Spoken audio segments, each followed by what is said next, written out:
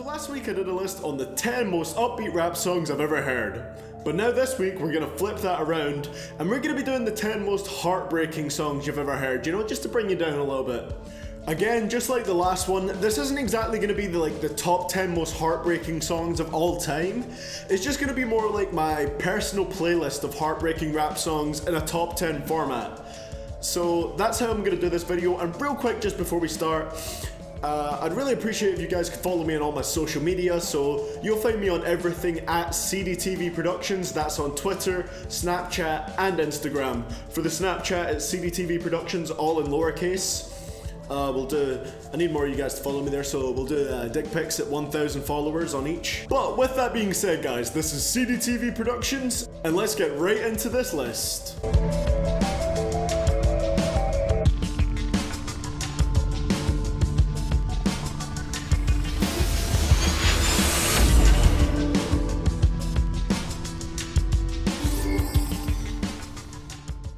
At number 10, we have Macklemore with Otherside. Room spinning, thinking he might have sipped just a little bit too much of that cough syrup. His eyelids closed shut, sat back in the chair clutching that cup. Girlfriend came and a couple hours later said his name shook him, but he never got up. Now, most of the songs on this list are going to deal with the subject of personal loss. But this track specifically talks about drug abuse, specifically the abuse of codeine, or when it's mixed with Sprite, it's also known as lean. Unfortunately, this drug is almost endorsed in rap music, and this can lead to listeners trying it out themselves. It refers specifically to the rapper Pimp C, who unfortunately overdosed on codeine. Macklemore also gets personal with this, talking about how he was actually influenced to try lean by Lil Wayne's music, because he thought it would help him become more creative and help him to kind of rap like Lil Wayne does. But he talks about how this isn't what happened, and the grim reality that it actually just turned him into a really lazy, unmotivated person. It's a really sad story, and some of the lines hit you really hard. And at number 9, we have G-Eazy with Everything Will Be Okay. I shook her, she was blue, her skin was cold and she wasn't breathing. Scream, Melissa, wake up, couldn't fathom that she was leaving. Mom and bro is running down, I screamed, somebody help. Chop up in her chest, CPR, but it didn't help. Toughest pill to swallow, but we lost, there's forced reflection. Now, if you've only heard G-Eazy's radio hits, you probably think that most of the time he only sticks to really kind of generic subject matter. And if you think that, I urge you to check out this song, because it is definitely the most personal he has ever got on a track. The first verse covers him talking about his life before and after he became famous. It's not insanely deep, but it's still fairly introspective. And the second verse is much of the same. But then the third verse is where it gets insanely emotional, and I was surprised at how personal and open G-Eazy got on this verse. And honestly, I'd recommend you check it out if you haven't heard it yet right now. He talks about discovering that his mother was a lesbian after she left his father, and how it took time for him to adapt to the change, but how he eventually did, and he got close to his mother's new girlfriend, Melissa. It sounds like a nice story of acceptance, however it has a tragic ending. His mother's girlfriend suffered from deep depression and would eventually commit suicide, and G-Eazy was the first one to find out she had actually killed herself by discovering her body on the floor when he was only 16 years old. This really is just a heart-wrenching track, and it's even more sad to watch him perform it live, because every time if you watch a live performance like on YouTube, when he gets to the third verse, each time he breaks down crying at the end of it, and it really shows how much this situation has really just affected him emotionally. And at number 8, we have Ab-Soul with The Book of Soul. I'm such a nice guy, why Lord, why Lori, why you had to take her from me? Guess he needed your angel face for all of heaven to see. Your picture's still on my mirror and it's so scary. I swear I still ain't looked at your obituary.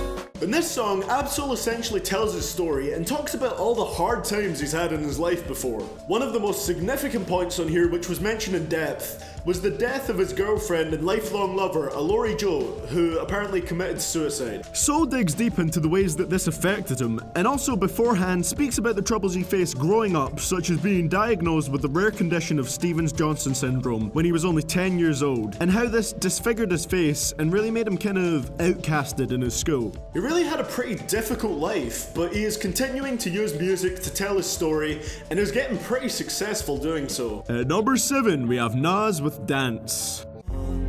I wish you were here. I miss you more each second I breathe. You resting in peace forever. I accepted you free. A blessing to me. I see you dressed in all white, smiling at me, happy, knowing everything. This was a song by Nas dedicated to his mother, who had passed away shortly before it was released. He just shares some treasured memories he had with her, and how it's sad that she's gone, but that he's tried to accept that fact and just let her memory live on through his music. Now, some people might bring up the fact that Nas isn't great at singing the hook on this track, but honestly, I feel like the fact that he sings it just adds an extra layer of authenticity to the track, and it seems a lot more genuine. Also, on a track as deep as this, the last thing I was focusing on was how well he sings. Now, I'm not too familiar with Nas's music, but this song really makes me want to go and check out more of his projects, and I really look forward to hearing more of his material in the future. And at number 6, we have Eminem with Difficult. And I continuously stare at pictures of you. I never got to say I love you as much as I wanted to, but I do. Yeah, I say it now when you can't hear me. What the fuck good does that do me now? But somehow I know you're near me, your presence. Oh. Now, there were multiple Eminem songs that I could have chose for this list. Like, he could have his own list entirely, but I chose this one specifically because I feel like it was the most kind of heart-wrenching of them all, and it really hurts to hear someone who usually has so much emotion in their voice just sound so completely emotionless and defeated. And it's understandable due to the situation. This song was dedicated to Eminem's closest friend, Proof, who was shot and killed in 2006. Eminem has always talked about Proof in his music, but this is one of the few songs he's made entirely dedicated to him. Eminem talks about some of his favorite memories that he shared with Proof, and you can tell Eminem was deeply hurt by this, and it was one of the contributing factors to Eminem's drug abuse during this time period. Everything in this song is just really sad to listen to, and I think it hits harder than any fictional story that Eminem has ever told before. And at number 5, we have Immortal Technique with You Never Know. By the time you get to read this, I'll probably be dead. But when you left in 97, a part of me went to heaven. I thank God at least I got to know what love really was. But it hurt me to see what true love really does. Cause even though this song tells quite the deep story of Immortal Technique getting into a relationship with a girl, but how it took quite a dark turn later on in their relationship. He never had a long-term relationship with this girl, as she turned him down for reasons that are explained later on the track. He stopped being able to see her, and a year later, after he was imprisoned, he decided to visit the girl who was mentioned before. So it had been a year since he's seen her and he decided to go back. He goes to where she used to live, where he is greeted by her mother, and she tells him to read a letter that his daughter left for him. The letter, very sadly, explains how if he is reading it, it means she had died due to a blood transfusion that left her with HIV. It's a really tragic story about his relationship with an innocent girl, and it really kind of builds up so much that it just hurts when it gets to the end. It hits you so hard. At number 4, we have Flipsyde with Happy Birthday. You have made me quit smoking by finding one of my lighters. I wonder about your skin tone, the shape of your nose, and the way you would have laughed and talked fast and slow. Think about it every year, so I picked up a pen. Happy birthday, love you whoever you would have been. Happy birthday. In this song, The Piper, who is a member of Flipsyde, tells the story of how he regretted getting his would-be child aborted. He gets into how he constantly wonders how his child would have turned out if he chose to keep him, and says that he really regrets it, as he feels abortion is pretty much the same as murder. He says that he used the excuse that the baby hadn't even been born as an excuse to justify getting rid of it, but how that doesn't make things any better, as people constantly make excuses for homicide. There's one line on here that hits really hard, and it's "Happy birthday, I love you whoever you would have been." It's just quite a saddening track. It comes from a very deep, personal place. At number 3, we have Slaughterhouse with Goodbye. Hard turn from memorable to cynical. Picturing clothes for what would have been identical. Similar outfits, similar names. My deceased kids, ultrasound in the frame. So I'm deprived of my chance to be a better dad. If you don't know about the rap group Slaughterhouse, you really need to check them out. It's a rap supergroup consisting of 4 members, those being Royce da 5'9", Crooked I, Joel Ortiz, and Joe Budden. This song contains 3 of the 4 members, and each has a verse recounting memories of how they lost people that were really close to them. All 3 stories are very sad, and the first one is Joe Budden's. He talks about when his girlfriend came home with the news that she was pregnant with twins, and Joe was obviously excited about the news. However, it quickly had a downward turn when his girlfriend had a miscarriage, and as a result, they lost both the twins. The line that really drives home the pain of this one is, "So I'm deprived of my chance to be a better dad, staring at my twins that I never had."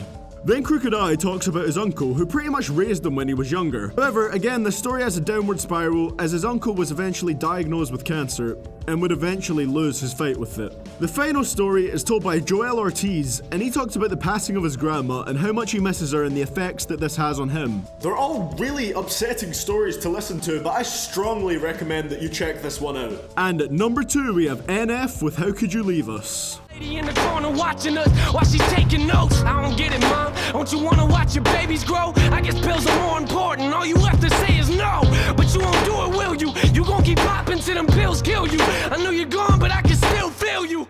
Now, a lot of my subs have asked me to check out NF's music, and I still need to fully do so, but this track is absolutely incredible and is just filled to the brim with emotion. In this particular track, NF covers the loss of his mother, who overdosed on pills. He talks about how she had been addicted to taking pills all while NF was a child, and how this kind of destroyed their relationship as he felt like she was never around or there for him. It's really saddening to hear him talk about how he wished he was close to his mother, and the fact that he never can be now that she's gone. It gets even more painful to hear about the story when in the chorus you can hear him crying while singing it. It's really just hard to listen to. Then at the end of the song he talks about how he wishes his mother was still there while trying his hardest not to cry. It really is a ridiculously deep and revealing song to hear, and I can't respect NF more for releasing this song.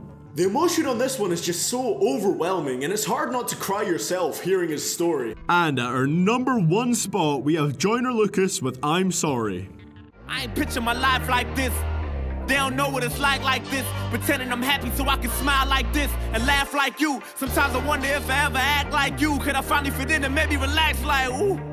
Or would you feel lost without me? Cause honestly, I think the world is better off without me. No, this song is literally just a masterpiece. And if you haven't heard it yet, I'd recommend that you go listen to that song.